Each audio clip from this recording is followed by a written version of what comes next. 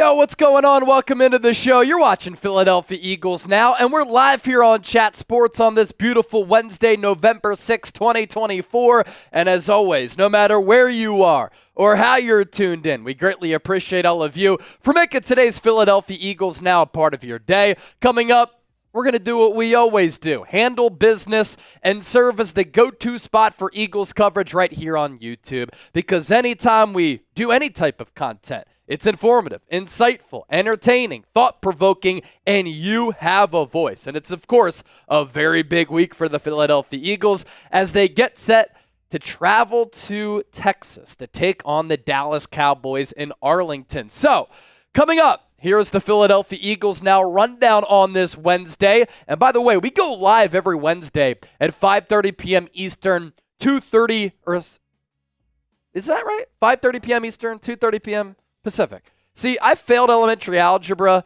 while I was in college, and sometimes I just can't do the simple math. We go live every single Wednesday, 5:30 p.m. Eastern, 2:30 p.m. Pacific. So make sure you subscribe, hit that bell icon, turn on your notifications. Therefore, anytime we go live or push out a video, you will be notified. All right, as for that Eagles Now rundown, Eagles-Cowboys preview, what Philadelphia has to do in order to beat the Cowboys and push that record to 7-2. Why things got interesting for Philadelphia in the aftermath of the 2024 NFL trade deadline. That will be segment number 2. And then we'll take a gander at the top free agents left. Players who Philadelphia could target, even though Howie Roseman decided not to make a trade. And then we'll do a Q&A, so start getting your questions in right now. Use the hashtag Eagles, or better yet, send in a super chat. And because it's Dallas week, if you hate the Dallas Cowboys, I want you to type F Dallas in the chat, but also make sure you hit that thumbs up icon and like the video. Bishop, Elijah Stovall, Cool Rains, Little G Griffith, a part of the recent commenter club, and now the F Dallases are starting to come in. Robert, Jace, Ernesto, Brandon, EJC, Professor, Earth, David Guanzin, Kane Angel, Cool Rains, Aussie, Oi, Bishop, Donnie Smith once again. Bishop, continue to type F Dallas. It's good to see some real ones hanging out. I'm looking for some new names. There we go. H. Levert, Michael Frutal, Reginald Walker, Kettrick Washington, Jason Snyder, as well as Ben. Going to give some shout-outs to some of the new OGs. Joe Lord is another one. George Stanberry, the Philly Eagle 420, Rashad Brisbane, Jay Sherrod, F Dallas, F Dallas, F Dallas, E-A-G-L-E-S, Eagles!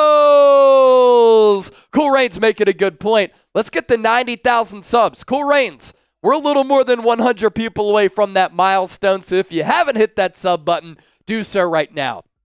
Our live coverage today brought to you by our friends at Game Time, the only app that I use in the ticketing marketplace. They specialize in last-minute tickets at the lowest price guaranteed. You will get in the door with the best price point, the best vantage point. You'll be able to save money, put together some great memories, because that's what going to sporting events is all about. That's why I fell in love with sports. You go to Lincoln Financial Field to see an Eagles game. You might not know the person to your left, to your right, in front of you, or behind you, but when the Eagles make a big play or score a touchdown, you're going to sing the Eagles fight song with everybody around you. You're going to give everybody high fives, and when you use the Game Time app, you can put together those memories to spice up your life a little bit. It's not just an app for sporting events, by the way. You can go to concerts, comedy shows, theater events, and a whole lot more. I love how you can see the view from your seat before you buy, so you know exactly what to expect when you arrive. So download the Game Time app, create an account, use that code CHATSPORTS, CHATSPORTS for $20 off. Terms apply. First purchase only. What time is it? Game time. And it'll be game time for you if you want to go to Eagles Cowboys on Sunday, NFL Week 10 at AT&T Stadium in Arlington, Texas. We have some good news to get to on the Eagles injury front. We also have some bad news to get to on the Eagles injury front. As for the Eagles injury report, DeVonta Smith, Nolan Smith, Ben Van Sumeren did not practice today on this Wednesday. They were listed as DNP by Philadelphia. Smitty with the hamstring injury, Nolan Smith groin, Ben Van Sumeren concussion. As for players who were limited participants, Saquon Barkley, a much-deserved rest day. Mekhi Becton, A.J. Brown, Bryce Huff, Jalen Hurts, Fred Johnson, Cam Jurgens, Darius Slay, Anaya Smith, Josh Sweat, Jeremiah Trotter Jr., and Dallas Goedert was a full participant, which brings me to this graphic right here. The fact that A.J. Brown, limited participant with that knee injury that he suffered last week, that's a good sign for his status moving forward. Dallas Goedert, full participant with that hamstring. Greg Calcaterra's done a good job filling in for him, but the fact that he's getting closer to return adds a spark to this Philadelphia Eagles offense. For Jalen Hurts, no need to worry. It was simply a rest day for the Eagles quarterback. He's been slinging it through the air. Eagles have used him a lot with his legs. Just a rest day in the middle of the week as the Eagles begin their preparations to take on the Dallas Cowboys. Today during the live show, let's have a little bit of fun here on the program. Our Super Chat race this week. Some NFC East channels have gone live inside the walls of Chat Sports. The Commanders Report, they did $55 in Super Chats. Giants Now, $105. Cowboys Report, $110. Here on Eagles Now, can we beat that number? You want to send in a Super Chat? It's pretty much like donating to the show, giving us a tip. It goes a long way in supporting everything that we do. And we're going to get close to one of these numbers with this Super Chat coming in from Robert Simmons. Thank you for supporting the show, Robert, but I don't like this message right here. I need an Eagles fan to send in a Super Chat so that we can forget about this one, so that it's not the only Super Chat that we have in the feed. Robert, you're clearly a Cowboys fan. Organization hasn't done anything in 3 decades. Dak Prescott on IR. They're 3-5. They suffered 3 ugly losses in a row. I don't think they're going anywhere this year. I said during the offseason that they were secretly rebuilding, but it's rivalry week, and it always gets the rivalry juices flowing. Robert, F Dallas. E-A-G-L-E-S, Eagles! Get out of here, Robert. If you want to be a part of our mailbag, by the way, that'll be segment number 4. Use the hashtag Eagles or send in a Super Chat. Want to open up the floor to allow you to be a part of the program. So if you have a question, you have a hot take, you have an opinion, you have something that's pressing within your mind, use that hashtag Eagles or send in a Super Chat. Spilled Milk with a $2 Super Chat. Eagles putting belt to ass to the Cowboys. How about them Cowboys? I hope the Eagles absolutely obliterate Dallas. Saquon Barkley runs wild. Jalen Hurts continues to be smart with the football during this 4-game winning streak. He's been one of the more elite quarterbacks in the NFL. 12 combined touchdowns. 0 giveaways. Spilled Milk, good job by you. We had to get Robert Super Chat out of there. All right, if you want to start the show, we have 4 segments coming up. We have 220 people watching right now. We got to get to 100 likes. Cowboys fans are telling me that we can't get there, but it doesn't take a lot. All you have to do is hit that thumbs up icon, massage that thumbs up button. Let's get to 100 likes. The more likes that we get, the more people who come in here, and we could shut those Cowboys fans up. Elite 3564, a $5 Super Chat. And he is a first-time Super Chatter. We are now going back to the Super Bowl. Eagles. You know what's funny? You mentioned that.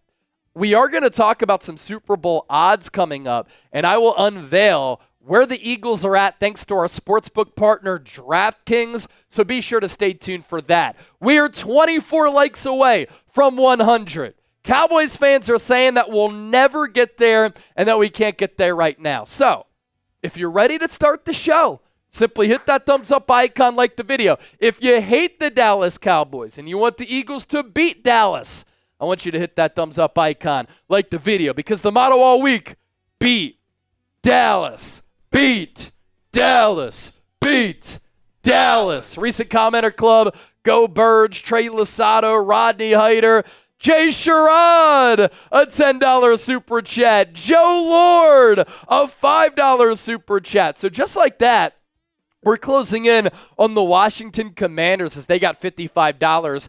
Oh!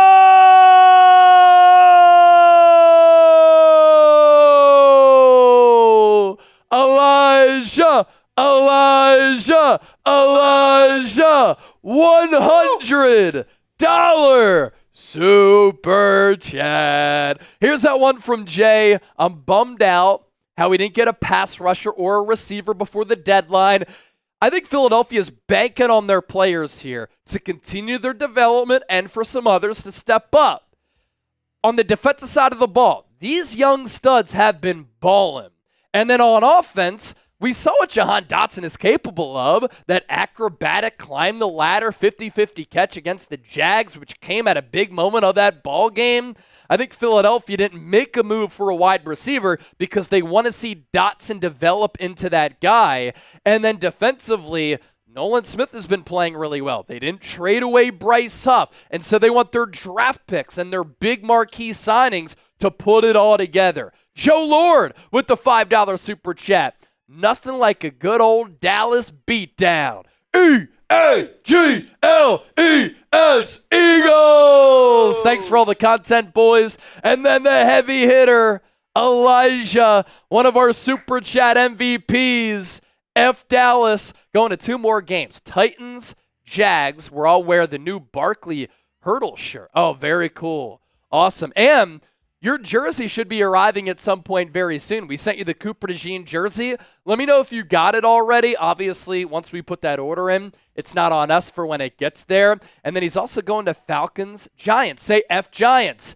F the Giants. F the Giants. F the Giants. Good stuff. Elijah was at the game this past weekend against Jacksonville. We showed you his seats and his vantage point. Hopefully use the Game Time app. If not, use it for those upcoming games. But he had some awesome seats at the link, rocking some Kelly Green. So our Super Chat race, we're up to 123. We didn't even start the official show yet, and we've taken down the Cowboys report. We took down Giants now, and we surpassed the Commanders report as well. Let's just continue to embarrass those other NFC East rivalry teams. By the way, I'm looking in the chat right now. Our poll question, which team do you hate the most? 86% Cowboys. All right.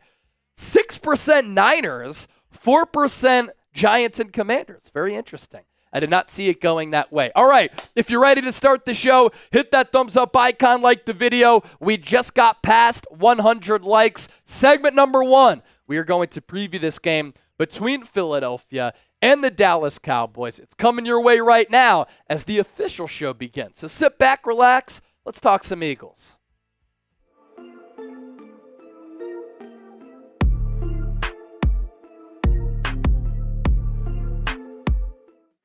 This is Philadelphia Eagles Now by Chat Sports. Chase Sr. here with you. And no matter where you are or how you're tuned in, as always, I greatly appreciate all of you for making today's show a part of your day. As for what we're getting into, it's rivalry week, baby. Eagles, Cowboys, the Birds traveling to Arlington, Texas, just outside of Dallas, to take on the Cowboys in search of 5 consecutive wins. I know the Cowboys have lost 3 games in a row. They're 3-5. Dak Prescott is on IR with a hamstring injury. Cooper Rush will start at quarterback. The Cowboys are not a good football team. In those 3 consecutive losses, they have lost badly to Detroit, San Francisco, and Atlanta, all playoff caliber teams. But anytime the Eagles play the Cowboys, whether it's at Jerry World or in South Philadelphia at Lincoln Financial Field, it's one of the top most anticipated games of the week. Sunday, November 10th is when it goes down. 4:25 p.m. Eastern. That's when kickoff is set for 1:25 p.m. Pacific out on the West Coast. And yeah, AT&T Stadium in Arlington, Texas. Philadelphia, winners of 4 consecutive games. One of the hottest teams in football. 7.5-point favorites. The over-under pretty low at 42. The Eagles right now, second placed in the NFC East behind the Washington Commanders at 6-2. They have the number 11 overall scoring offense in the National Football League, averaging 24.9 points per game. I honestly think that number can get better if the Eagles get better in the red zone and make some improvements on some of those money downs in critical situations, especially in that red area. And then Vic Fangio is coaching his ass off right now. The Eagles have really turned it around on the defensive side of the ball. The 9th ranked scoring defense in the NFL, surrendering just 19.4 points per game. The Cowboys, on the other hand, 3-5. 20th ranked scoring offense, 31st, second to last on the defensive side of the football. They are giving up, led by defensive coordinator Mike Zimmer, 28.1 points per game, second to last in the National Football League. Before we fully dive into this game and give you a Week 10 preview, be sure to hit that subscribe button.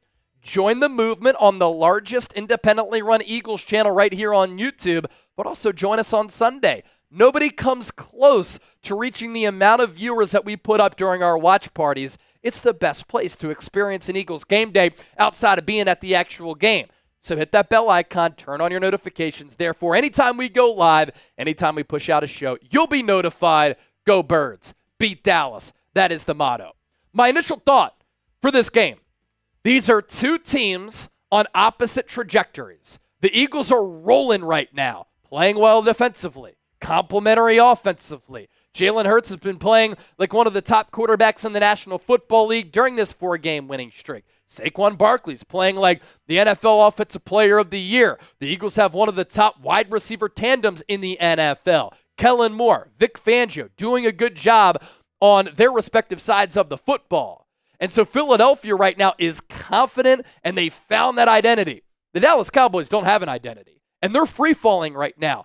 But you can't take them lightly because this is a divisional game. They're trying to save their season, and the Cowboys want nothing more than to get their season back on track with a win at home over the Eagles.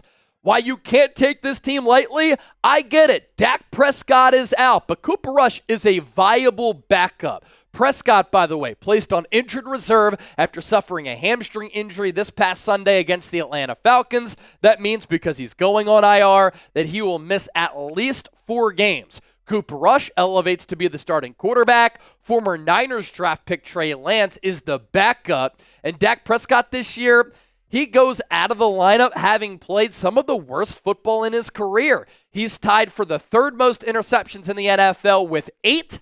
And he has the 2nd lowest completion percentage of his career at 64.7%. And my take on Dak is a good quarterback, not an elite one. I wouldn't have paid him $60 million. I looked at what the Cowboys did this offseason. Their biggest acquisitions, a washed Ezekiel Elliott and a washed, past his prime, Eric Kendricks at the linebacker spot. They lost multiple offensive linemen. They paid Dak Prescott $60 million per year. CeeDee Lamb is making a lot of coin. Micah Parsons is going to be due for a contract extension. You know what Dak is. A good to average quarterback who can't really maximize the offense and make the teammates around him better. If I'm Dallas, all of their decisions pointed toward them resetting and rebuilding a little bit. I would have let him walk, and I would have tried to have drafted a quarterback like the Cowboys did with Dak, have that QB on that rookie contract, and then you can build up the team around that QB. You can pay CeeDee Lamb. You can pay Micah Parsons. And Dak has won a lot of regular season games. He's 76-46 in his career, but he's never made it past the 2nd round. He only has 3 playoff games in his career, and because the Cowboys have paid him a lot of money, they've now become too Dak reliant. He is not a quarterback who's going to find success when he has to throw it 30, 40, 50 times per game. The Cowboys were at their best when he was on that rookie deal, when they had a stout offensive line, a good running game when Ezekiel Elliott was in his prime, and some good wide receivers on the outside. But since they've paid him, they want him to be that prototypical drop-back passer. He's just not that guy. As for Cooper Rush, somewhat limited. He's not going to give you the running threat that Dak will, although Dak's running ability has kind of gone downhill since that broken ankle a couple of years ago. But he is going to manage the offense, and when the Cowboys can run it successfully, they can run some play action, that's when Rush can find success. And I just think that the Cowboys are more balanced when they have Rush at quarterback, and we saw that a couple of years ago when he went 5-1 as the starter. Now, in his career, 30 games played, 60% completion percentage, under 1,800 yards, 9 touchdowns, 6 picks. If he were to go down, you have Trey Lance, who's very talented, more mobile, stronger arm, but is so raw. He barely played at North Dakota State. He was hurt by that COVID year. The Niners moved up to take him a few years ago. He never really saw the field, and because of that, doesn't play like a confident player or a player who has that much experience. In the preseason, you saw some ability, but the accuracy is an issue, sub 65%, and the bad decision-making, that's a problem as well. 4 touchdowns, 5 picks throughout the preseason for Trey Lance. To the Cowboys injury report here. Dak Prescott out of this game because of a hamstring injury. Deron Bland has not played yet this year because of a foot issue. Trayvon Diggs dealing with the calf injury that he suffered a couple of weeks ago. And then Micah Parsons, he should come back to that high ankle sprain. And then CD Lamb is dealing with an AC joint sprain in his shoulder, but signs point to him being able to play in this game. And he's actually had a lot of success alongside Cooper Rush. It's been a pretty good 1-2 punch. On the Eagles injury report, wide receiver A.J. Brown, knee issue. Tight end Dallas Goedert, hamstring. Cornerback Darius Slay, groin. The good news for Philadelphia is that A.J. Brown was a limited participant on the practice field on Wednesday as we record this. Dallas Goedert was a full participant. But as we're recording this show, the Eagles released their injury report, and there are a lot of names on there. So let's pass that information along. DeVonta Smith, coming off back-to-back awesome games.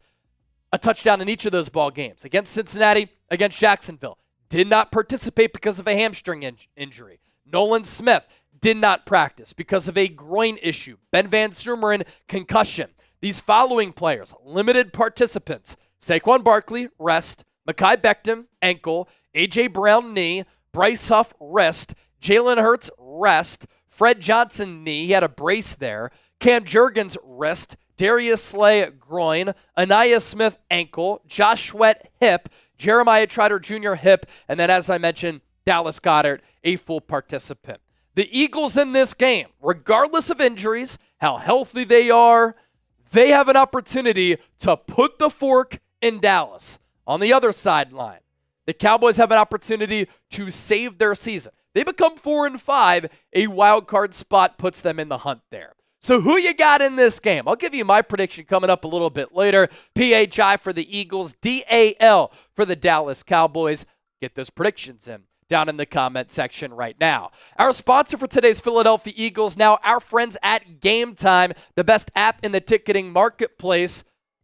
Best seats at the lowest price guaranteed. Prices drop as the event gets closer. And you're going to get in the door with the best vantage point and be able to save money. Thanks to Game Time Picks, curation makes it easier to find tickets to sporting events, concerts, comedy shows, theater events, and a whole lot more. What I absolutely love about this app, in addition to the flash deals and the ticket insurance, and also, if you find a lower ticket elsewhere, Game Time will credit you 110% of the difference. My favorite part, how you can see the view from your seat before you buy, so you know exactly what to expect when you arrive. If you want to go to Eagles Cowboys at AT&T Stadium, it's a wonderful environment, beautiful stadium.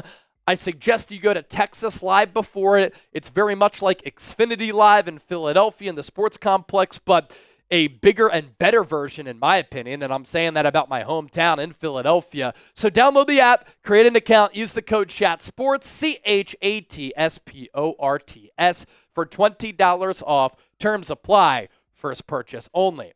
To the back half of our preview. In order for the Philadelphia Eagles to beat the Dallas Cowboys, they must do these following things. Let's break it down. Philadelphia's in a good spot, and they have an opportunity to push that record to 7-2, but they must check the boxes for my keys to the game. Number one, attack the porous Cowboys run defense. This Cowboys team is one of the worst teams in the National Football League at stopping the run. Here's where they rank in several categories. Yards per game, 30th. They're giving up 147.8 rushing yards per matchup. Yards per carry, 23rd among 32 teams at 4.6. EPA per carry, dead last. Stuff rate, dead last. Yards before contact, 18th. Little lower than middle of the pack. Yards after contact, not a good tackling team, 27th. That's where Saquon Barkley can thrive. Inside runs, also 32 among 32 teams. Outside runs, number 1. So Philadelphia, they have to look at those numbers and build their running game around that. Light boxes, 30th. Stack boxes, 3rd. And over their last 3 games, all 3 L's for the Cowboys. Look at how some of these really good teams with some high-level running backs have fared against Dallas. The Lions went into Jerry World on Jerry Jones's 82nd birthday, and they popped off for 36 carries, a $184, 5.1 yards per carry. They went into the bye week, came out of the bye week in week 8, and the 49ers ran it right through them and right down their throats. 36 carries, 223 yards, 6.2 yards per pop. Jordan Mason, Isaac Guerendo, they went off. And then Atlanta, 33 carries, 100 yards, only 3.3 yards per carry, but Bijan Robinson able to make a couple of really good plays. And none of those running backs are having a season like Saquon Barkley. And none of those teams, in my opinion, have a running offense like Philadelphia. Here's where the Eagles rank offensively in running the football. Yards per game, 2nd, a $191.9. Yards per carry, 8th at 4.9. EPA per carry, number 2. Success rate, 10th. Yards before contact, 4th. Yards after contact, 24th. So a big matchup in that game. Inside runs, 7th. Outside runs, 27th. Light boxes, 10th.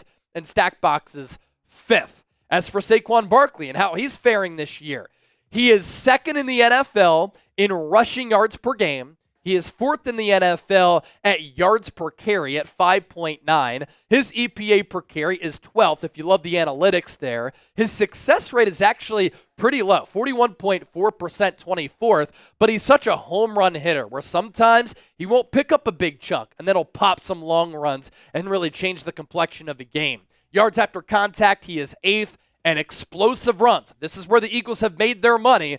This is why the Eagles have been so good, particularly during this winning streak.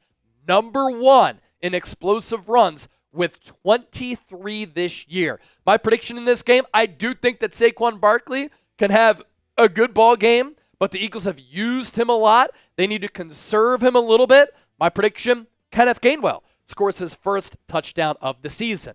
Key to the game, number 2. Because the Cowboys are without Dak Prescott, they're going to play more complementary football. They're going to try to establish the run with Cooper Rush as the team starting QB. Here's the issue. The Cowboys have not had success in running the ball. That's part scheme. That's because they don't have running back talent. That's because their offensive line is young and inexperienced. Yards per game running, 31st. Yards per carry, 30th. EPA per carry, 16th. Success rate, 18th. Yards before contact, 23rd. Yards after contact, dead last. Inside runs, 2nd. Outside runs, 28th. So they're going to try to run it a lot in between the tackles. Light boxes, 2nd. Stack boxes, 27th. This Eagles defense against the run has been one of the better units across the NFL, thanks to Vic Fangio. And also this defensive line's playing better. The linebacking core, Nakobe Dean, Zach Bond, they've been good against the run. And the Eagles have also done a much better job of tackling.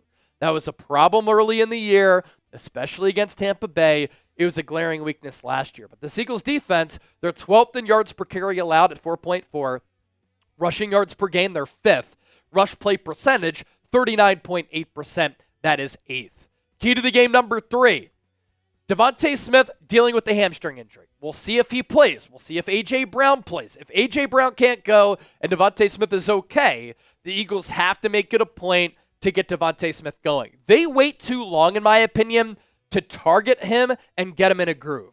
But once he finds that groove, he starts to be slippery. He starts to gain some confidence, and then he can reel off some big plays. And he sneakily is putting together another really good year. I mean, he's on pace for, once again, more than 1,000 yards receiving in 7 games so far. 47 targets, 35 grabs, 473 yards. Yards per catch at 13.5. That has been so consistent with pretty much every year of his career, and he has 4 touchdowns. And in his last 2 games, the Eagles have targeted him a lot over the middle of the field, long balls, and he has certainly brought it, and he's risen up to the occasion. Against the Bengals, 7 targets, 6 catches, 85 yards, 4.2 yards per catch and a tutty. It was on that long ball from Jalen Hurts to him as he took the top off of the defense. And then against the Jags, another long touchdown catch.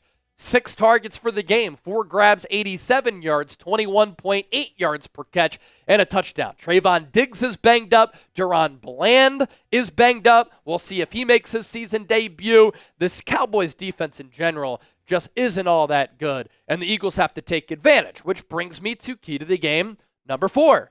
Jalen Hurts, keep balling.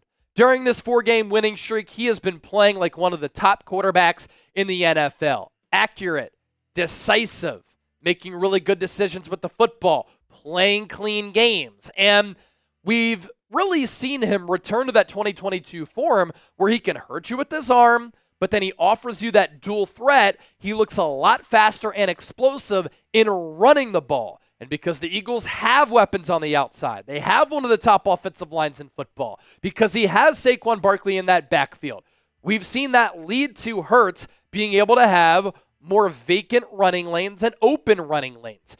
These are just his passing numbers and then total touchdowns during this 4-game winning streak.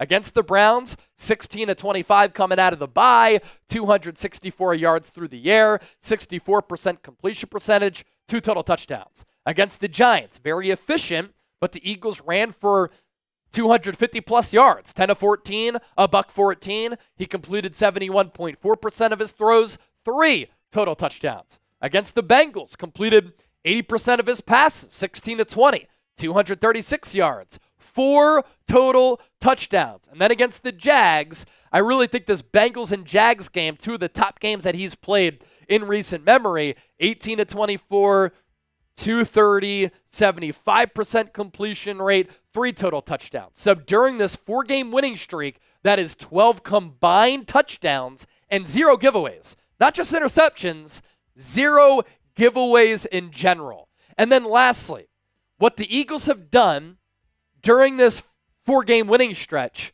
they've played complementary football, and that makes them very difficult to defend. They're running it. They're throwing it. They're not turning it over. They're putting together long, sustainable drives. If they can get better in the red zone, my goodness, this team can be very, very scary. The Cowboys defense, on the other hand, they are 31st in points per game at 28.1.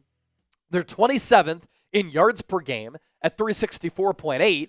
EPA per play, dead last in the NFL. Passing yards per game, they are 18th. And rushing yards per game, they are 30th. And so Philadelphia, whether they are shorthanded or not, they have enough talent, they have a good scheme, and their quarterback is playing well enough for them to have success against this team. Kellen Moore revenge tour, I need to see it. Predict the score. Philadelphia Eagles, Dallas Cowboys. I think the Eagles win once again. They become 7-2 following this Week 10 tilt in Texas, and they win by a final score of 28-20. A garbage time field goal or a touchdown to make this game a little bit more close. Angela G. Go Birds. Hope all is well, Angela. Love the flag behind you. Good stuff right there. All right, so segment number 1 in the books. We still have 3 more segments to get to. Let's take a look at the recent commenter club. Kelly Gasky, Dragon, Ian, Jason, Angela G, Carol Hosey. I see Trey Lasado, Dennis Designs. What up, Dennis? And Jason E. Gates. Robert Simmons is in there too. What's up? What's up? What up? What up?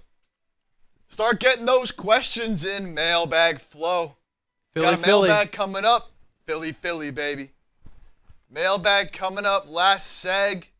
Got a few questions in. Robert, Sava, Dragon.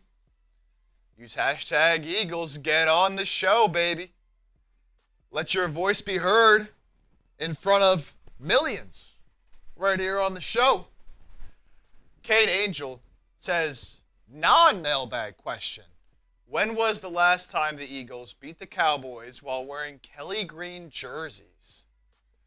Woo!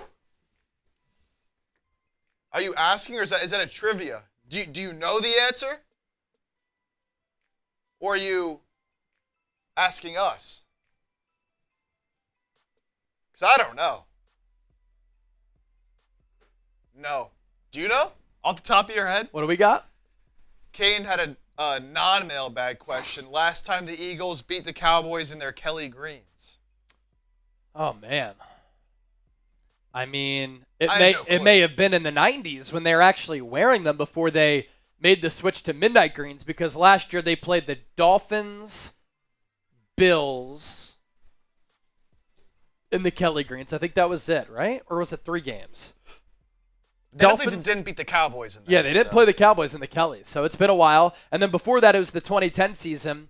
They lost to the Green Bay Packers, and then prior to that, they hadn't worn them since the early 1990s when probably Buddy Ryan was the coach. Good question right there. See, Big Ben says the answer is 1987. Wow. All right, Big Ben. Look at you, man. Bringing the heat. All right, good stuff. Segment number 1 down. 3 more to get to. We already surpassed the Commanders report, Giants now, the Cowboys report, in our Super Chat battle. We can always embarrass them and continue to tack on to that lead because I love running up the scoreboard. So let's continue to do it. If you want to send in a Super Chat, we obviously appreciate that. F Dallas, F the Commies, F the Giants. Dennis Designs. Was Jordan Davis getting benched a thought? I saw him a few snaps, but not much. Let's see how much he played against the Jags. I didn't really see him that much.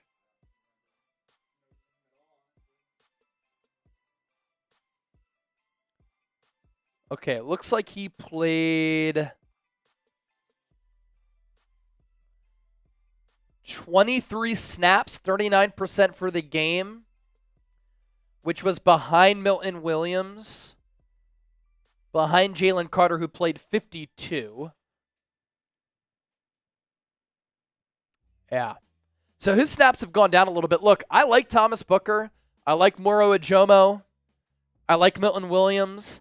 Thomas Booker only played, I think, 5 snaps in that game. So he's kind of used here and there, but not consistently. All right, let's get to segment number 2. Things have gotten pretty interesting for the Philadelphia Eagles after the NFL trade deadline, and I'm going to explain how some deadline trades have impacted the Eagles league-wide.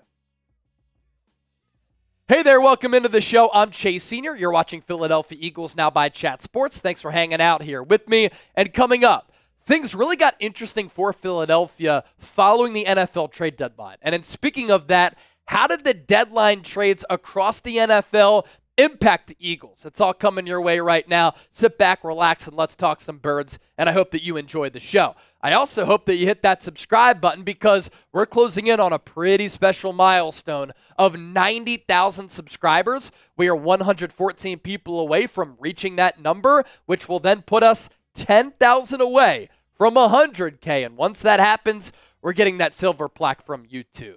So as we know, Howie Roseman and the Eagles did not make any moves at the deadline. They like where they are offensively. They like where they are defensively.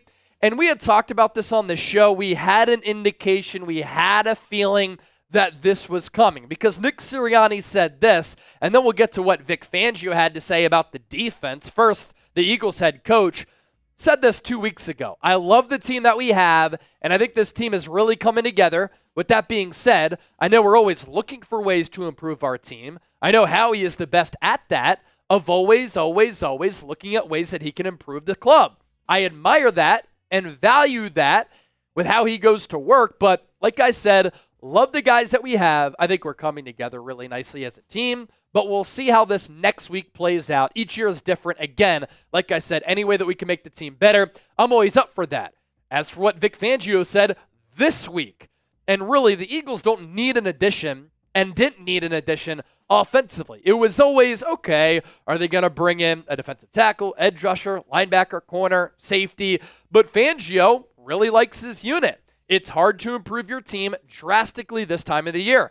I think if you look at some of those trades over the years, they really haven't had the effect that some teams were hoping for, unless it's a trade where you're getting a guy that you're going to have for a few years, then it's more of a bigger trade than swapping guys, trading a 6th for a 7th, those types of things. And Howie Roseman has been pretty active with in-season trades. You think back to Jay Ajayi in 2017, Golden Tate after that, Robert Quinn a couple of years ago, Kevin Byard last year. But to Vic Fangio's point, outside of Jay Ajayi, those players didn't really make much of an impact. Golden Tate had that 2-point conversion to beat the Bears during that double doink Cody Parkey playoff game in the wild card round back in 2018.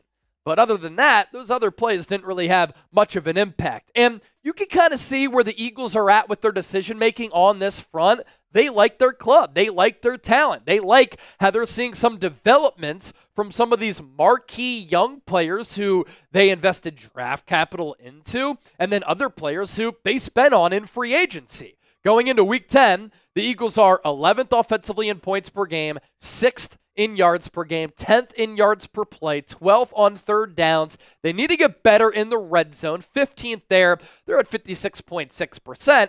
And then defensively, coming out of the bye, and since then, this has been one of the top units in the NFL. 9th in points per game, 3rd in yards per game, 5th in yards per play, 18th on third downs. That's an area where they need to get off the field a little bit better. And then 6th in the red zone.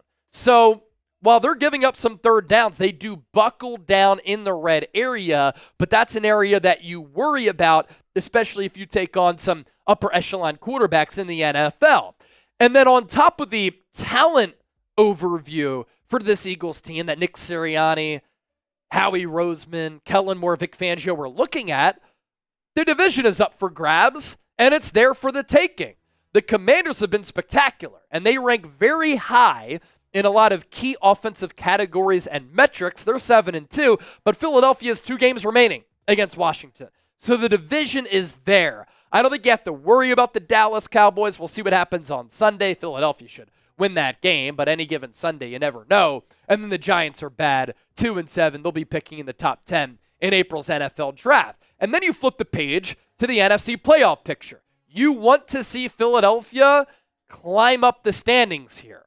You have the divisional winners in those first 4 seeds. Lions, number 1 seed at 7-2. The Commanders at 7-2. So the Eagles could easily go from 6-2 with a win this week and a Commanders loss. The Falcons in 3rd place, leaders of the NFC South at 6-3. They've separated themselves from other teams, including the Bucs, who are 4-5. You have the Cardinals at 5-4. Vikings, 5th seed at 6-2. The Eagles there, 6th seed at 6-2. So if the playoffs were to start right now, you would see Philadelphia go on the road against Atlanta, looking to avenge that Week 2 loss. You have the Green Bay Packers, and that Week 1 win looming large because the tiebreaker between the Eagles and Green Bay on the side of Philly after that Week 1 dub. These following teams on the bubble, Chicago, San Francisco, Rams, and Tampa Bay. So with that, who wins the NFC East here? Is it going to be the Eagles? Is it going to be Washington? Barring a miracle, I don't think it's going to be the Cowboys, and definitely not the New York Giants. So let me know down in the comment section right now. We're only ramping up, spreading our wings, and taking flight on today's Eagles Now. But first, let's get to our sponsor, DraftKings, the best sportsbook in the game. Right now, when you use the code SixersChat, because Chip and myself, we host a Sixers channel. That's why that code is what it is, but we want some crossover signups. If you bet $5, you get $200 instantly in bonus bets. Here's some more information on that. NBA is finally back. A new season means new ways to get into the action at DraftKings Sportsbook, an official sports betting partner of the NBA. Who's draining threes from beyond the arc? Who's crashing the boards and grabbing rebounds? Get behind your favorite players and the prop bets that you can make on DraftKings, the home of NBA player props. First time, new DraftKings customers bet $5 to get $200 in bonus bets instantly. Every point counts with DraftKings Sportsbook. Download the DraftKings Sportsbook app and use the code SixersChat. That's code SixersChat for new customers to get $200 in bonus bets when you bet just $5, only on DraftKings. The crown is yours. Gambling problem? Call 1-800-GAMBLER. In New York, call 877-8-HOPE-NY or text HOPE-NY 467-369. In Connecticut, help is available for problem gambling. Call 888-789-7777 or visit ccpg.org. Please play responsibly. On behalf of Boot Hill Casino and Resort, Kansas. 21 plus age and eligibility varies by jurisdiction. Void in New Hampshire, Oregon, Ontario. Bonus bets expire 168 hours after issuance. For additional terms and responsible gaming resources, see dkng.co/bball. And we were taking a look at the NFC playoff picture, the NFC East standings a little while ago. How about some Super Bowl odds from DraftKings? If you are confident in Philadelphia and you think that they can win a second Lombardi trophy, 12-1 odds, that's not bad value right there. For instance, you put down $1, you win $12. The Chiefs at 4-1, Lions at plus 450, Ravens at 6-1, Bills at 8-1. Kind of like where Philadelphia's at. Again, use that code Sixers chat. Goes a long way in supporting us. We want DraftKings to be a long-term sponsor of Philadelphia Eagles now, Philadelphia 76ers now, and under the Chat Sports umbrella. And when you sign up, it does us wonders. So if you like what we do here at Chat Sports, be sure to use that code. We do appreciate it in advance. Okay, as for how things have gotten pretty interesting for Philadelphia, a lot of teams in the NFC, in the NFC East, and across the NFL made some pretty sizable trades during Tuesday's NFL trade deadline. The biggest one that probably directly impacts Philadelphia is the Commanders trading for Marshawn Lattimore, who, when healthy, is one of the top corners in the game. And a couple of years ago, he had nearly 20 pass breakups. Now, the last 3 years, including this year, he's been a little bit banged up. The Commanders get him from New Orleans and a 2025 fifth-round pick. The Saints, I think they got some pretty good value here for a declining and older player who's very expensive. Third-round pick, fourth-round pick, sixth-round pick. New Orleans has lost 7 games in a row. But Washington is a very interesting team. Jaden Daniels is balling out. They're running the ball successfully, throwing it successfully. They have some pretty good weapons on the offensive side. They've improved their offensive line, which was a massive problem the last few years. Their defense has been pretty good along the defensive line at that linebacker spot.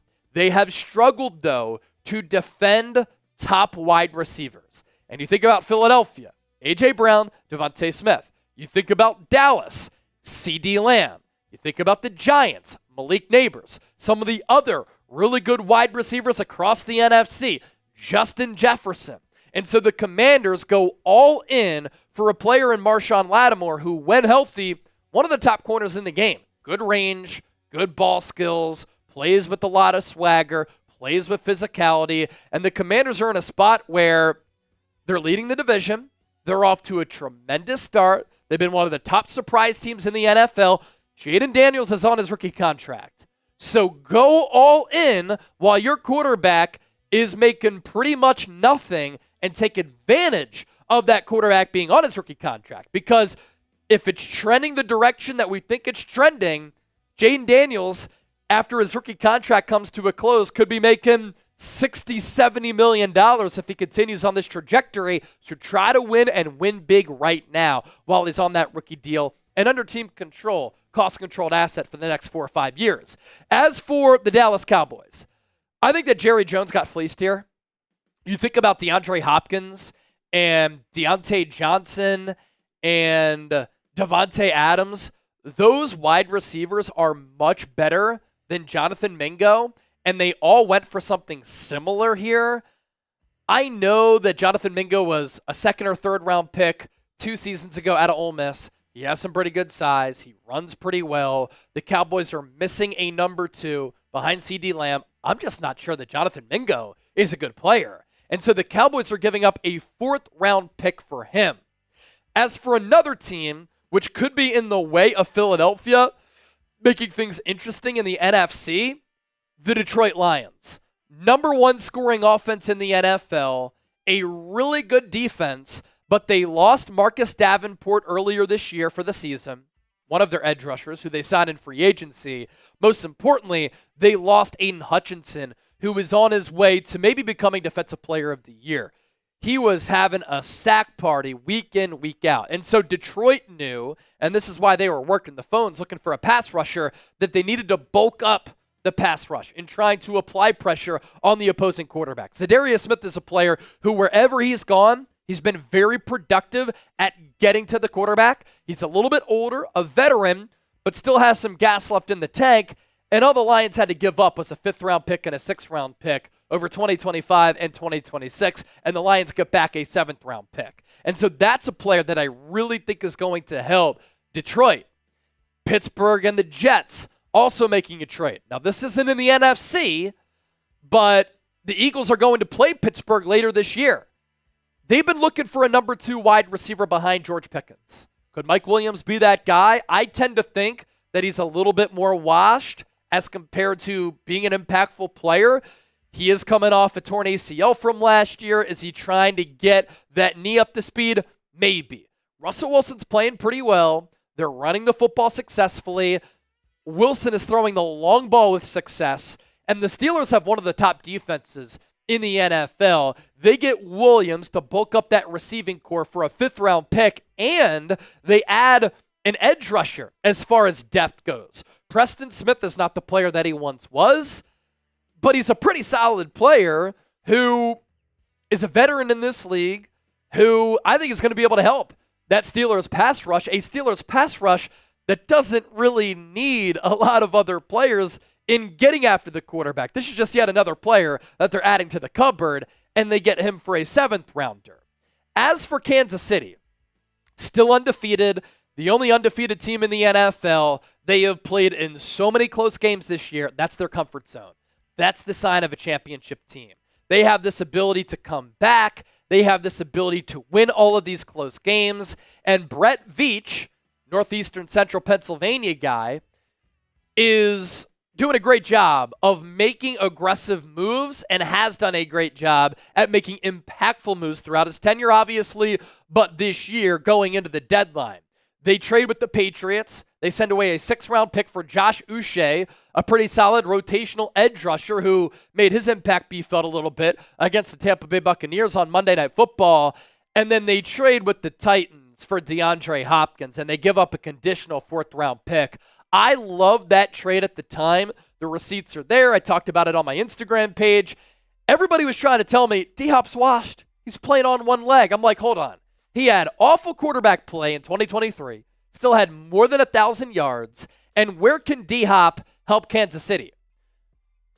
Right after the trade, they had the 25th ranked red zone offense. What did D-Hop do on Monday against the Buccaneers?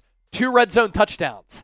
He thrives with 50-50 balls. He can climb the ladder, go up and get it. He's never been a twitched up, vertical threat, speedy wide receiver who's going to create separation, but he's more times than not, going to take down those contested catches. And so he helps you in the red zone. He helps you with those 50-50 balls. And Kansas City needed another weapon.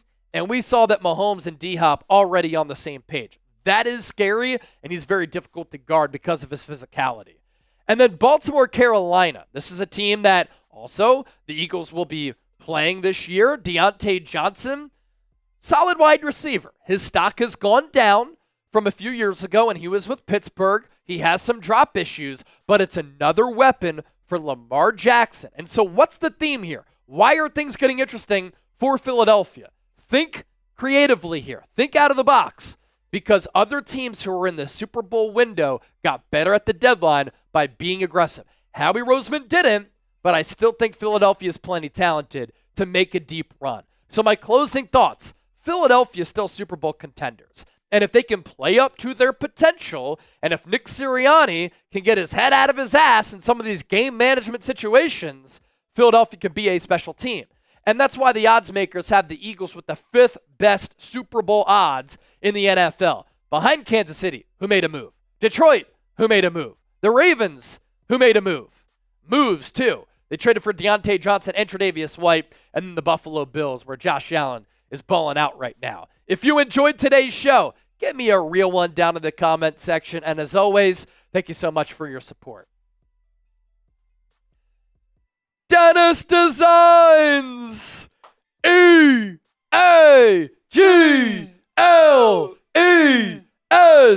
Eagles! Dennis Designs. Dennis Designs. Dennis Designs. Thank you for the 50, my brother. Dotson had a great catch. I'm hoping that Jalen throws his way a little bit more. If AJ or DeVonta Smith are out, I love Isaiah Rodgers at corner. I think he's our best replacement for Slay. He is faster, and he is ready to bloom. He did play well in place of Darius Slay, and we talked about that last week. Like, could Rodgers get to a point where he's playing so well that when Slay comes back, the Eagles are like, we got to go with the best guy. You make some good points, and yeah, we saw what happened when Hurts threw that ball to Dotson. Good body control, good 50-50 catch, playing a little bit bigger than his size. That was a positive moment. Jay Sid, $5 super chat. Last win in the Kelly Green Unis against the Cowboys had to be Irving Fryer's last game. Oh, Michael Irvin's last game. Laid out by Zordich and Jackson. Good show, playa. Thank you, playa. Appreciate that, homie. I actually remember watching that game. I was, let's see. Michael Irvin injury versus the Eagles. He fell on his neck. What year was that? 95? 99? 99. But here's the thing. The Eagles weren't wearing Kelly Greens then. I'm looking at the injury here. They were in white tops, midnight green pants. It's pretty crazy to see Troy Aikman as the quarterback there. Under center, a deep drop. A weird play, too. You wouldn't expect that Michael Irvin would get that injured on that type of play. He just ran an in-breaking route, but playing on that turf at the vet was like playing on concrete. I mean, his head just kind of went into the turf, and that was it. That was it. 1999, so I was 7 years old at that time. I remember it vividly. I really do. Jason Gates, he is a first-time super chatter. Thank you, Jason. Don't overlook Dallas, or we can lose. That's the last thing we need before we play Washington. F Dallas, go Birds. That's what I said during the preview. That was segment number 1. You can't take the Cowboys lightly. These divisional games are always physical, feisty, oftentimes decided by one score or less. Now, Cooper Rush has 1 start under his belt against Philadelphia. It came in 2022. 1 touchdown, 3 picks. Remember that stretch where he went 5-0 without Dak? That final stretch, he lost against the Eagles during that Super Bowl season for the Birds. But yeah, you can't take them lightly. It's not a good team. They're banged up. They have an awful defense. They can't run the ball. You can't expect them to have a lot of success with Cooper Rush throwing it. But again, it's the Cowboys, and you just simply never know. All right, one more segment to get to, and then we're going to do a mailbag. So get those questions in. Hashtag Eagles. Send in a super chat. It's 6:31 p.m. on the East Coast, 3:31 p.m. on the West Coast. How's everybody feeling today? Over under 5 hours of sleep for everybody last night. I was right about that. So over under 5.5. I was under 5.5. O for over, U for under. I was up very late. I wanted to see what was happening with the election, especially in my home state of Pennsylvania. So over under 5.5 hours of sleep for everybody last night. O for over, U for under. Kelly Gasky under. Yeah, that's where I was at. Still live today. Don't matter. Still live. Still pushing out content. Angela G, 5 exactly for me. Okay. Carol Hosey under. What else? Cool Rains, crazy election. You know what's interesting about Cool Rains? He's an Aussie, but I see him tweeting about American politics all the time. So Cool Rains, are you just invested in what's going on in America? Caleb Vaughn, 3 to 5 hours. Kelly Gasky, were you right at 6?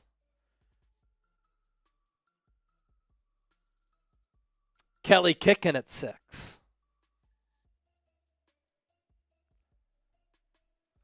I want to see what Cool Rains is going to say. Boo the Cowgirls from IDK. F Dallas. F Dallas. F Dallas. Maybe said, what's going on? What did I miss? I've been offline since we won against the Jags. No moves at the deadline. On today's show, preview the Cowboys game. Well, I think it's got interesting for Philadelphia. And coming up next, top free agents the Philadelphia Eagles could sign. Coming your way on today's Philadelphia Eagles Now, I'm Chase Sr. Howie Roseman did not make any trades at the NFL trade deadline. Could he make a move in free agency? On the show, the top free agents left on the free agency market who Philadelphia could sign after they did not make a move at the deadline. A programming reminder, be sure to hit that subscribe button, hit that bell icon, turn on your notifications, and join us Sunday, Week 10, Eagles-Cowboys watch party. Go Birds, beat Dallas. Let's start off at the running back position. Imagine if Saquon Barkley were to go out. Are you confident in a Kenneth Gainwell, Will Shipley backfield for the Eagles? I'm not. And it would really impact this offense greatly because there's such a big gap between Saquon, who is my leader in the clubhouse to win NFL Offensive Player of the Year with his running and pass-catching ability, to Kenneth Gainwell. Now, I do think that the Eagles would be able to scheme up running plays, but Gainwell just doesn't give you the punch of Saquon Barkley, nor do these running backs here on your screen, but you would have to make a depth move. And so where the Eagles are at that running back spot, they have Saquon Barkley, Kenneth Gainwell, Will Shipley. If Saquon were to go down, knock on wood that doesn't happen, he's having a very special season and a career year. It's beautiful to see him stick it to the New York Giants and Giants fans. It would be the Gainwell and Shipley show. And so those running backs that we just showed you would be the top options for Philadelphia. And I think, again, that the Eagles would be able to have success on the ground because look at where they are. Now, a lot of this is predicated to Saquon being a one-of-one player, but Gainwell, we've seen him be successful as a running back in this league. Philadelphia so far in 2024 with their rushing offense, 2nd in yards per game, 8th in yards per carry, 2nd in EPA per carry, 10th in success rate, 4th in yards before contact, 24th in yards after contact, inside runs 7th, outside runs 27th, light boxes 10th. How about this? Stack boxes 5th at 26.9.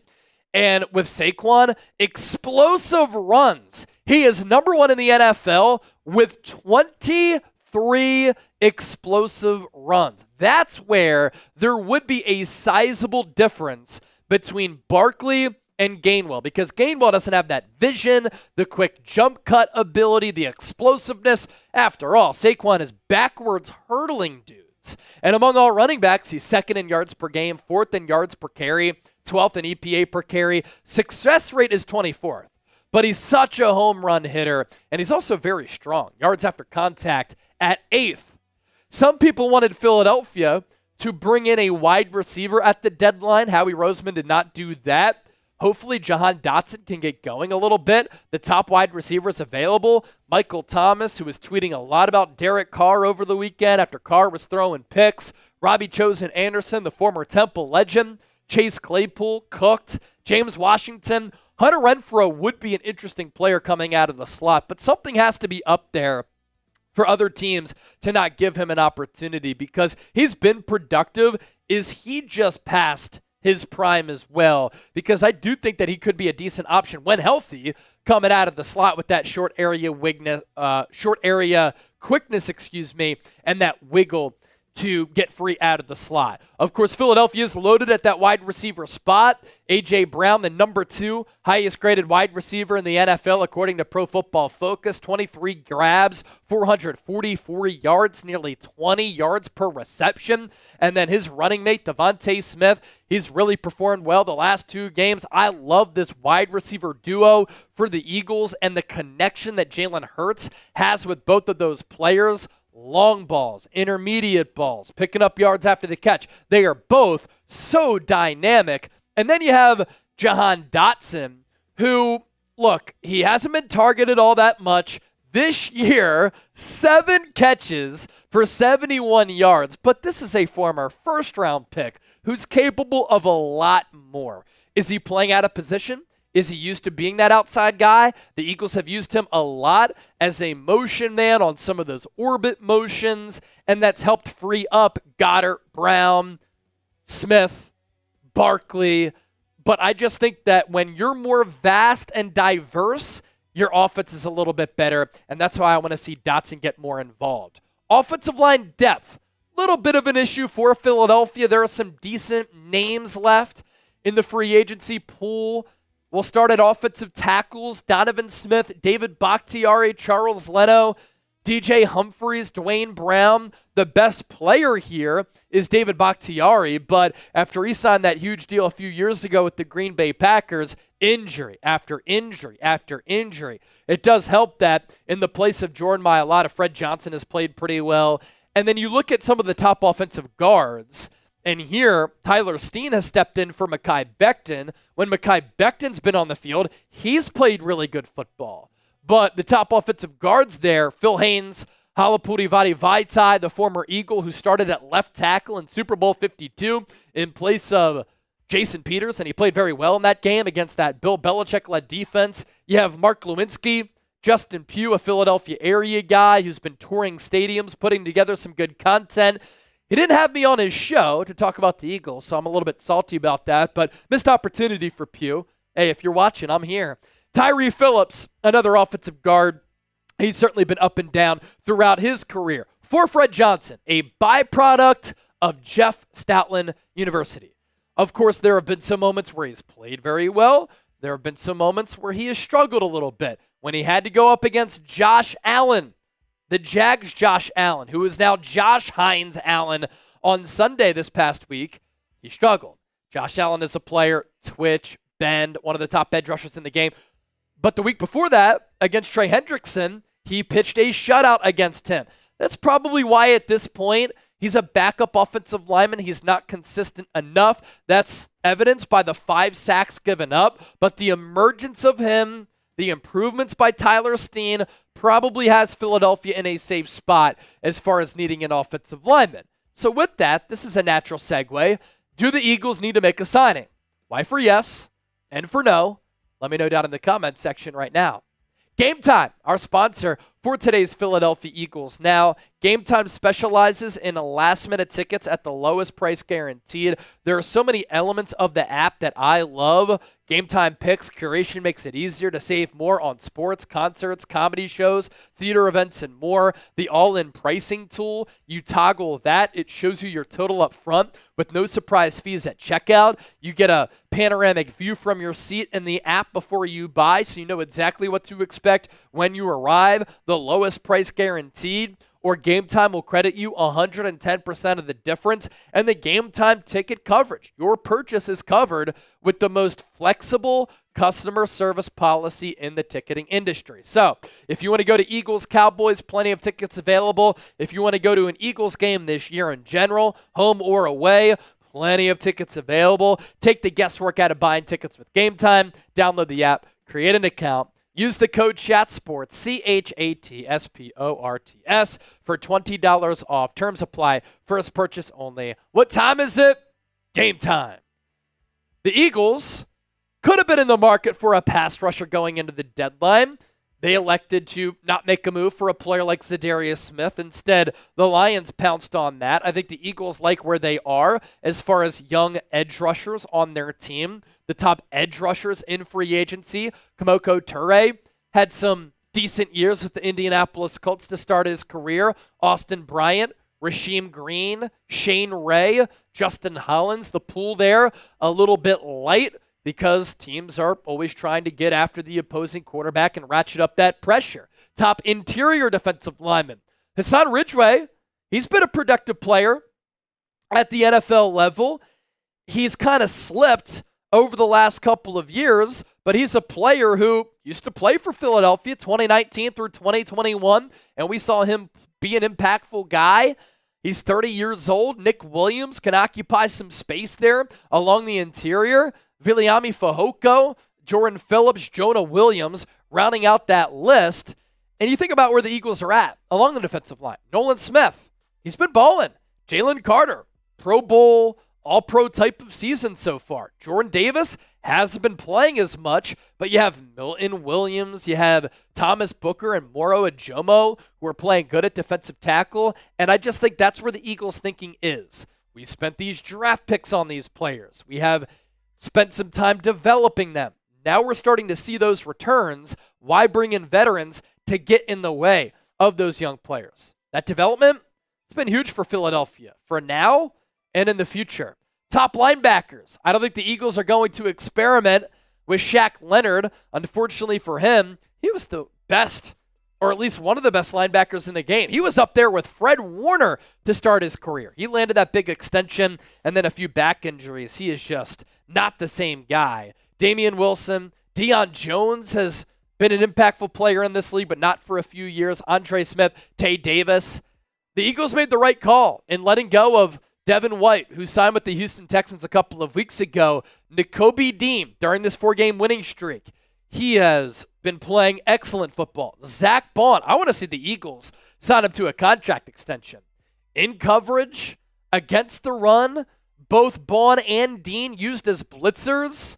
Vic Fangio has put them in a position to succeed. He has maximized them, and they have given this Eagles defense a facelift at that second level and at that first level when they're playing around the line.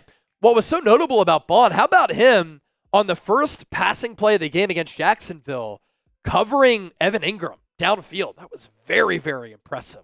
Top corners, Darius Slay, a little bit banged up. Isaiah Rodgers has stepped up to play very well in his place. I think that Keely Ringo is capable of being a good player in this league. It's a good problem to have when you're deep at corner, and the Eagles are so deep to the point where Eli Ricks hasn't even seen the field. But if an injury were to happen, this is probably the best position group for all free agents. Xavier Howard, Patrick Peterson, J.C. Jackson, Chandon Sullivan had a cup of tea with the Eagles, and then Aaron Robinson. But one of the themes of this show, and one of the themes for why Philadelphia didn't make a move at the deadline, young players producing. And in the secondary, we have seen that with Cooper DeJean and Quinyon Mitchell, who have been one of the top overall corners in the NFL respectively, and according to Pro Football Focus, some of the highest graded corners at that position. Top safeties, you have Micah Hyde, Jaron Kearse, Adrian Phillips, Keanu Neal, and Rudy Ford. Again, another list of accomplished players, but you have C.J. Gardner-Johnson, you have Reed Blankenship. I think that Cooper DeJean is capable of playing there. James Bradbury, Avonte Maddox can play a little bit of safety, and I want to see Sidney Brown get on the field a little bit. How about the fumble force that he had on that punt against the Jaguars, which helped get the ball rolling for the Eagles to score their first points in the first quarter all season long. So the top free agents who Howie Roseman could sign, a lot of scrubs, a lot of players who are washed, but a look at some players who, if injuries were to happen, Philadelphia could sign. Don't forget to hit that subscribe button. Whenever the Eagles make a move, we talk about it, and obviously we give you great coverage every single day year-round. One more segment to get to. It's going to be a mailbag, so get those questions in. Use the hashtag Eagles or send in a super chat. Let's see here. How are we doing on questions? We got 1 from Dragon. We got 4 from Sava. Woo! Although 2 of them are the same. So 3. Robert Simmons. Oh, Robert Simmons was the Cowboys fan that sent in that first super chat earlier. He sent in a couple hashtag Eagles trying to clown us. Not going to happen over here, Robert. And then Jason Gates. Let's get some questions. Hashtag Eagles. Want to be in the mailbag. I see Carol Hosey saying, mailbag, Carol. Hashtag Eagles, send in a question. Jack Herring asked a question about Clemson legend Andrew Booth Jr., who's now a free agent. Thought he'd be so good. Can't stay healthy, and when he is, he hasn't been good. No. But he was a freak at Clemson. I always remember this one play he made. I believe it was against I forget what school it was against, but he was matched up against a super tall receiver. Went up one hand. I think it was Virginia Tech. Made a sick one-handed pick. That day I thought he was going to be a stud. He's not. Carol, you have a question in?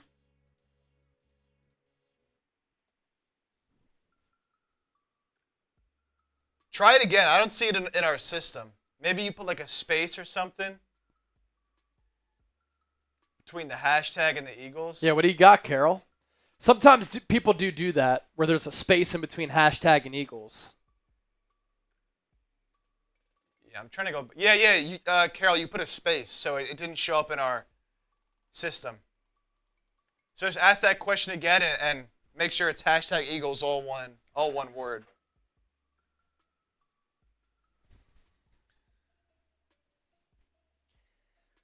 Kane Angel, Chase and Chip. I don't like talking about politics, but if I support politicians, it would be anyone who is like JFK and Abraham Lincoln. Abe Lincoln.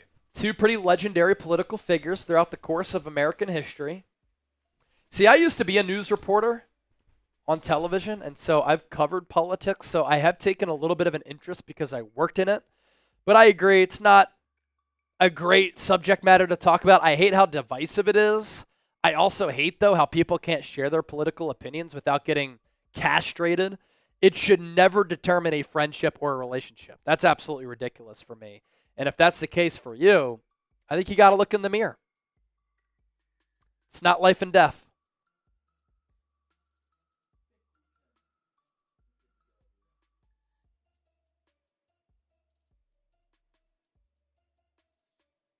Appreciate all the questions.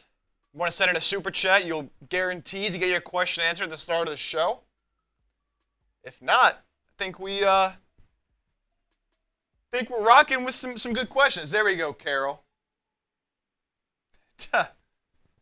Could you imagine Saquon pulls out the backwards hurdle again? That'd be nuts. I saw a video that he tried to do it once before years ago. Didn't quite work out. Oh, the backwards hurdle. Yeah, like really? not quite the same. It's such an instinctual play. And we were talking about this in the office. Like, it's not just that he backwards hurdled a guy. It's that he made a man miss, spun off another guy, and then did the backwards hurdle. So it was kind of like a trifecta in a way. Straight up ridiculous. What did Elijah say? Way too early, but what's our biggest need in the draft? Good stuff. We'll include that. All right, mailbag coming up. We'll take your questions over the next 10 to 12 minutes, and let's get it popping here. Yo, what's going on? Welcome into the show. This is Philadelphia Eagles Now by Chat Sports. I'm Chase Sr. Thank you so much for clicking on today's video. There are so many talented content creators out there who talk about the Eagles, so anytime you decide to hang out here with me, I really do appreciate that. We're going to open up the floor, take some questions from our real ones and our loyal subscribers, and I hope everybody out there is having a phenomenal weekend. Speaking of the weekend, Sunday, it's going down. Eagles on the road to take on the Dallas Cowboys. We do watch parties for every single Eagles game, and oftentimes we have about 100,000 plus people join us. So be a part of the largest Eagles channel here on YouTube, which covers this team every single day, and the biggest, baddest, most entertaining, most insightful watch parties, and hit that sub button. Jay Sherrod gets us started with the $10 super chat. Thank you so much for your donation. I'm bummed that we didn't get a pass rusher or a receiver before the trade deadline. You think about where Philadelphia is at. Coming out of that Buccaneers game, you're thinking, this Eagles defense looks a lot like the defense from 2023. They couldn't tackle. They were giving up explosive plays. They were playing soft coverage. They were playing soft in general. They couldn't get off the field on third downs in the red zone. They were so bad situationally in all facets at all three levels. But what has now happened in the 4 games since the bye? Vic Fangio used the bye to his advantage to utilize scheme changes, personnel changes. He's put players in a position to succeed. He's dialed up some pressures from time to time. He has not historically been a defensive coordinator that calls a lot of blitzes. And the Eagles defense during this 4-game stretch has played some really good ball. He said himself, I like where our defense is. I like the players on this team. I don't think we need to make a move.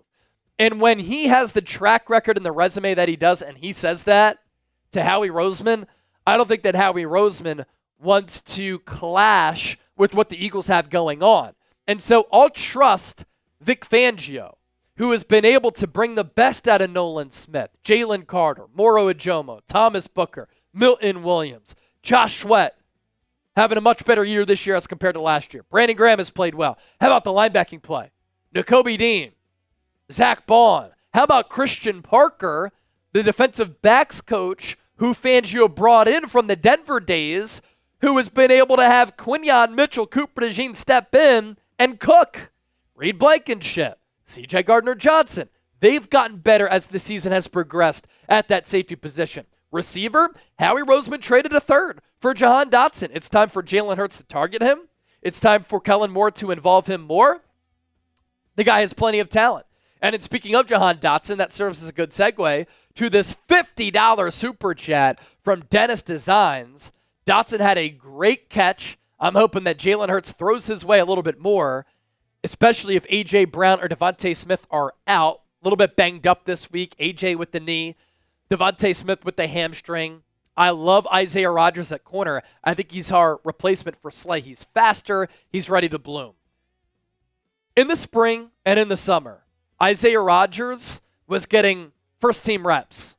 The only reason he's not playing that much is because Quinyon Mitchell has been playing like a Pro Bowl, All-Pro type of corner. And the Eagles are so deep at that cornerback spot. So he's been hidden on that depth chart in what is a crowded cornerback room. Think about this. Keely Ringo and Eli Ricks, I think, can play in this league.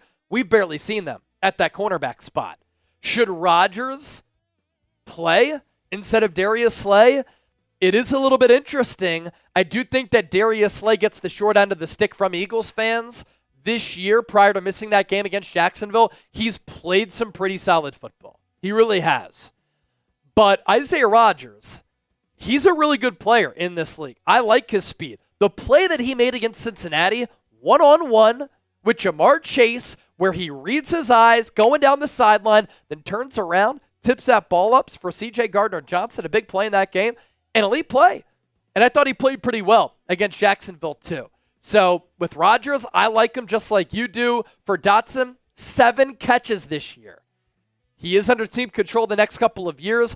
I think it just comes down to Philadelphia utilizing wide receiver 3 more because they really haven't done that over the last few years. Quez Watkins couldn't do anything. Olamide Zaccheaus, Julio Jones, now Jahan Dotson. Been a little bit of a pattern there. Jason Gates, $5 super chat. Don't overlook Dallas or we can lose. That's the last thing that we need before we play Washington. F Dallas, go Birds. 2 games coming up this year against Washington. Washington 7-2 atop the NFC East. They are a legitimate football team. And the Cowboys, they might be 3-5. They've lost 3 games in a row badly to Detroit before the bye, San Francisco out of the bye, last week against Atlanta. Those are all playoff level teams. Dallas has not belonged on the same field with them. The Eagles have won 4 games in a row. They're one of the hottest teams in football. Dallas doesn't belong on the same field as Philadelphia. But this is a rivalry game. And you can't expect to go into AT&T Stadium where you've struggled a little bit and win that game just because Dak Prescott isn't playing.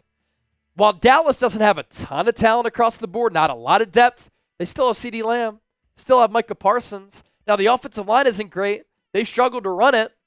And Philadelphia is better from their coaching staff, offense, defense, as compared to Dallas. I said it before the year. I think they're going to revert. I think they're going to take a big step back. They have, but again, weird and wonky things happen during divisional play. Elijah Stovall, during our live show, my man sent in a $100 super chat. What a legend. He sends this one in way too early, but what is our biggest need in the draft? That is a good question. If you plan on moving on from Dallas Goedert at some point, do you look at tight end? Do you look at linebacker if you let Zach Bond walk? I want to see some continuity at linebacker. But Nakobe Dean next year will also be entering the final year of his contract. You drafted a backup running back in Will Shipley. Do you let Gainwell walk and bring in another one. You're pretty good at wide receiver, and you just drafted Johnny Wilson and Anaya Smith. Do you start to look at some offensive line depth? Lane Johnson getting a little bit older. What happens at right guard? Mekhi Becton will be a free agent. Does he cash in somewhere else? Do you put in Tyler Steen there, who you took in the 3rd round 2 drafts ago? I like Cam Jurgens. I like Landon Dickerson, Jordan Mailata. He's under contract for a few years. You're good at corner. Do you try to get another young corner opposite of Quinyon Mitchell, and then you keep Cooper DeJean in the slot? I like him in the slot. I've always liked him in the slot because of his versatility. So those are some thoughts that come to mind. Jack in the Box Herring. What about Andrew Booth Jr.? Let's take a look at Andrew Booth Jr. So currently a free agent, played his college football at Clemson. Chip, what's been the deal with Andrew Booth? This is a player who's drafted by the Minnesota Vikings in the 2nd round, 42nd overall, only in 2022. He's only with Minnesota 2 years, doesn't last his rookie contract. With the Cowboys in 2024, now he's a free agent. Yeah. Look, Chip went to Clemson, by the way. Oh, yeah, you can see it, baby. Yep. Go Tigers. There you go. Look, he had a lot of talent at Clemson. Very athletic. He was always a very good man-to-man corner, as Clemson ran a lot of. And look, when I went there, he was a very good player. But coming into the league with the Vikings, was injured a lot. Yep. And just never quite lived up, I think, to the potential that he had. You know, one of those guys who sure had all the skills and all the athletic traits, but just never really wrapped his head around playing the position. And, you know, corner is a very hard position to play, but just not fundamentally sound enough, not sticky enough in coverage, not smart enough in zone. So, although he was, you know, pretty decently high draft pick and had some pedigree, just, I think at this point, he's still young, so, you know, if you just sign him for nothing, you know, sure. But I wouldn't count on him really turning his career around at this point. He's had some chances now for multiple different teams, just not really able to beat anybody out in depth charts. So unfortunate for him, but me personally, I don't think a real option for this Eagles team. You have enough depth at corner. He wouldn't really be able to make much of an impact on this team. How about Chip? Always bringing the heat, always bringing the insight. By the way, him and I pretty much co-host a 76ers channel, 76ers Now. So if you're a Sixers fan, check that channel out on YouTube. And what did I say a little bit earlier about the cornerback spot, right? Like, they're so deep there that Keely Ringo and Eli Ricks aren't even getting a run. We want to see more from Isaiah Rodgers. He can barely see the field because the Eagles are so good at corner. So Andrew Booth, I just don't think has a chance on this football team, nor do the Eagles have a need for him. Dennis Designs. Was Jordan Davis benched? Thought I saw him in a few snaps, but not that much. So he played against Jacksonville. Let's see. Under 30 snaps, 39% for the game. At his size, that's not really that surprising. But his playing time has gone down a little bit because the Eagles have mixed in more Milton Williams and Moro Ajomo, who, to their credit, have really developed. Maybe just not a good pick for Philadelphia in the 1st round when they could have had a player like Kyle Hamilton, who's one of the top safeties in the NFL. They move up for Jordan Davis. It's easy to fall in love with 6'6", 340, sub-5 40-yard dash. But he's kind of a big player who doesn't play that way. And my big concern for him coming out of Georgia, I said it on draft night right here on this channel, is he a 3-down player or is he a 2-down player? I don't think he's a 3-down player. Xavier Whitcraft, last question here. Do you think the Eagles can beat the Lions? The Lions are really good. They do a lot of creative things offensively. It would be a really good matchup between Ben Johnson, best OC and play caller in the game, and Vic Fangio, a veteran DC. The Lions do such a good job running it, throwing it. And then they set up these creative trick plays that really catch the defense off guard. So they're very difficult to defend. They will force you to defend all blades of grass. Jared Goff is playing at an MVP caliber level. The defense is pretty good. I do think with Philadelphia's offense, you establish the run against that team, and you keep that offense off the field, and you play ball control, and you beat them down throughout the course of a game, that's the winning formula. I also don't really trust Jared Goff in a big spot, because in big spots, he's really struggled. Here's what's key. If it comes down to the Lions being at home in the playoffs, that team is very difficult to beat in Detroit. If Goff has to go on the road in Philadelphia in January and win a game in inclement weather, that's where I like the Eagles' chances. But the Lions right now are a 7-win team, and they've been cooking, and they might get the number 1 seed in the NFC. That's where home field advantage really matters. And you think about Philadelphia in their Super Bowl appearances in my lifetime. Back in 2004, they hosted the NFC Championship game against the Falcons. In 2017, they hosted the NFC Championship game against Minnesota. In 2022, they hosted the NFC Championship game against the San Francisco 49ers. Hit that subscribe button. Be sure to join the party, join the movement here on Eagles Now. Eagles coverage on the regular every single day. Kelly Knock. Go Birds! Thank you, Kelly. We are $10 away from $200 in Super Chats. Can we get to $200 in Supers? $10 away. I'm going to put the 2-minute Super Chat shot clock on.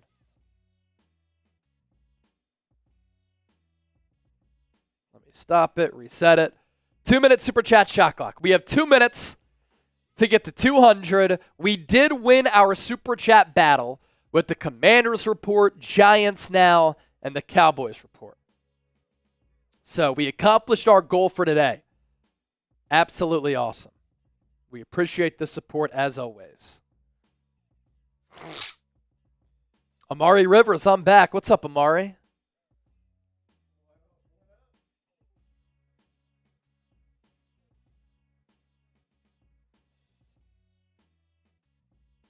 What up, Amari?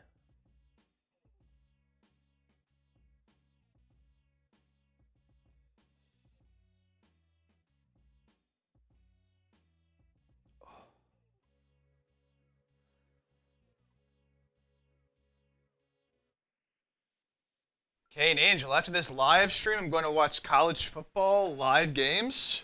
What we got tonight? What CFB action we got tonight? Let's see. Can't be anything crazy. You're telling me you're watching Northern Illinois, Western Michigan? Or Ohio versus Kent State? Action, baby. 30 seconds left on the 2-minute Super Chat shot clock. That's dope. $10 away from 200. IDK speaking for all of us. So glad politics ads are done. Me as well. So we're down here in Dallas. That's where our Chat Sports network is located. And the ads that we always saw was for the state senator between Ted Cruz and Colin Allred, who actually played in the NFL for the Tennessee Titans. He played his college ball at Baylor. And there was a lot of money put into Colin Allred trying to get that Senate seat and kind of flip the state blue in that regard, because obviously it's Texas, normally a red state.